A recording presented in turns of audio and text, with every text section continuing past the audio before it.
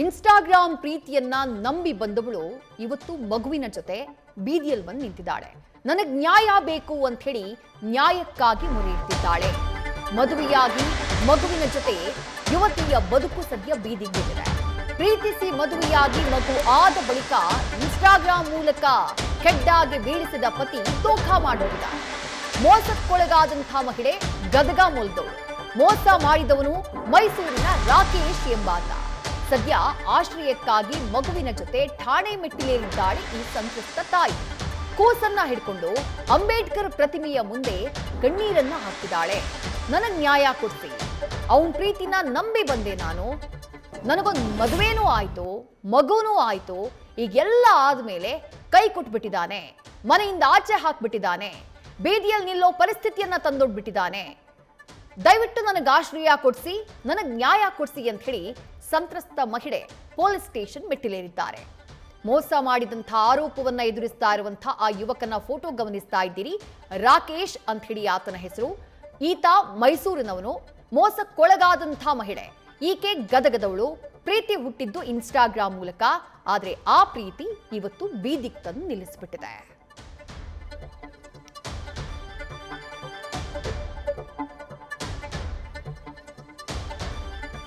ನಾನು ಗದಗ ಡಿಸ್ಟಿಕ್ದವಳು. ಮಾಲಿಂಗ್ಪುರ್ ತಾಂಡ ನಂದು. ನಾನು ಸೊಳ್ಳಾಪುರ ಗ್ರಾಮದ HD ಕೋಟೆ ತಾಲೂಕಿನ ಹುಡುಗನಿಗೆ ನಾನು ಮದುವೆ ಆಗಿದೆ. ರಾಕೇಶ್ ಅನ್ನೋನಿಗೆ ಲವ್ ಮ್ಯಾರೇಜ್ ನಮ್ದು ಆಗಿರೋದು.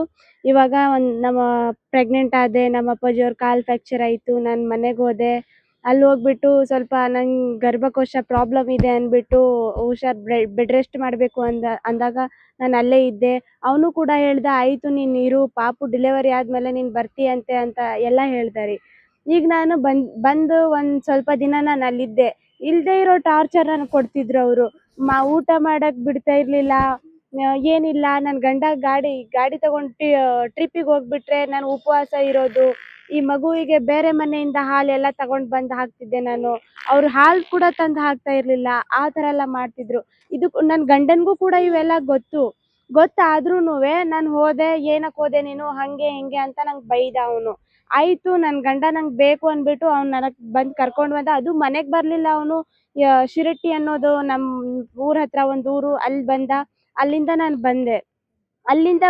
ಅವನ ಜೊತೆ ನಾನು ಬಂದೆ ರಿಟರ್ನ್. ಮತ್ತೆ ಇಲ್ಲದೆ ಇರೋ ತೊಂದರೆ ಕೊಟ್ಟರು.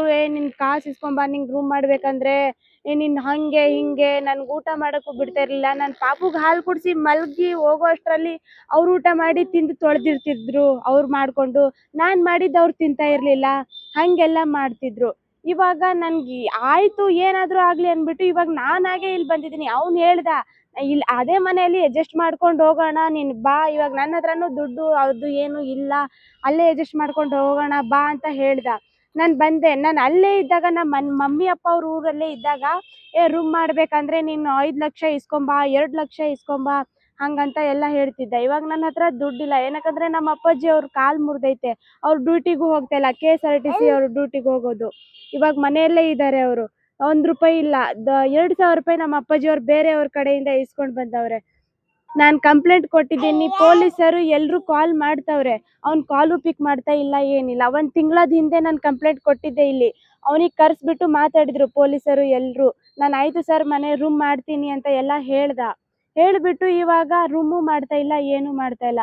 ಪೊಲೀಸರು ಕಾಲ್ ಮಾಡ್ತವ್ರೆ, ಎಲ್ಲರೂ ಕಾಲ್ ಮಾಡ್ತವ್ರೆ. ಯಾರು ಕಾಲ್ ಮಾಡಿದ್ರು ಪಿಕ್ ಮಾಡ್ತಾ ಇಲ್ಲ. ನಾನು ಬಂದಿಲ್ಲಿ ಬೀದಿಯಲ್ಲಿ ಇದ್ದೀನಿ. ನಾನು ಡ್ಯೂಟಿ ಇದೆ, ನಾನು ಡ್ಯೂಟಿಗೆ ಹೋಗಿದ್ದೀನಿ, ನಾನು ತಮಿಳ್ನಾಡಲ್ಲಿದ್ದೀನಿ, ನಾನು ಇಲ್ಲಿದ್ದೀನಿ ಅಲ್ಲಿದ್ದೀನಿ ಅಂತ ಹೇಳ್ತವ್ರೆ. ಹೊರತು ನೀನು ಎಲ್ಲಿದೆಯಾ, ಪಾಪುಗೆ ತಗೊಂಡು ಏನು ಊಟ ಮಾಡಿದೆ, ಎಲ್ಲಿದೆಯಾ, ನಿನ್ನ ಮನೆಗೆ ಬಾ ಅಂತ ನಂಗೆ ಹೇಳ್ತಾ ಇಲ್ಲ. ಇವಾಗ ಅವ್ರ ಮನೆಗೆ ನಾವು ಹೋಗಿದ್ವಿ.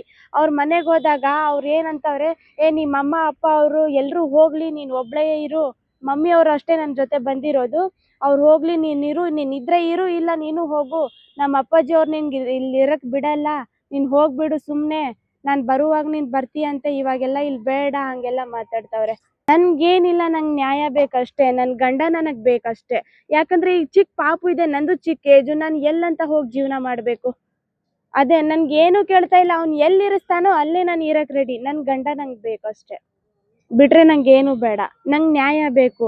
ಅವರು ಏನಂತವ್ರೆ, ಈ ಮನೇಲಿ ಅವ್ರಿಗೆ ಇಟ್ಕೊಳಕ್ ಕೊಡಲ್ಲ ನಾವು, ಹಂಗೆಲ್ಲ ಮಾತಾಡ್ತವ್ರೆ. ಇವಾಗ ಮನೆಗೆ ಹೋದಾಗ ಅವರು ಇಡೀ ಕುಟುಂಬದವರು ನನ್ಗೆ ಹೋಗಿ ಸೇರ್ಬಿಟ್ಟು ಎಲ್ರು ಒಂದ್ ಕಡೆ ಏನೇನೋ ಯಾರಿಗೆ ಏನ್ ತಿಳಿಯತ್ತೋ ಅದೇ ಮಾತಾಡ್ತಾವ್ರೆ. ಮನೆಗ್ ಬೇರೆ ಬೀಗ ಹಾಕವ್ರೆ, ಹೊರಗ್ ಕೂರ್ಸಿದ್ರು ನಮ್ಗೆ. ಅಲ್ಲಿ ಹೋಗೋರು ಎಲ್ರು ನಿಮ್ ಮನೆಗೆ ಬಂದ್ ಮಾತಾಡೋಣ ಬನ್ನಿ ಅಂದ್ರೆ ನಾವ್ ಮನೆಗ್ ಬಿಡಲ್ಲ, ಇಲ್ಲೇ ಕುತ್ಕೊಳ್ಳಿ ಅಂದ್ರು. ಮನೆಗ್ ಹೋಗ್ ಬಿಡ್ಲಿಲ್ಲ, ಮನೆ ಒಳಗ್ ಹೋಗಕ್ಕೂ.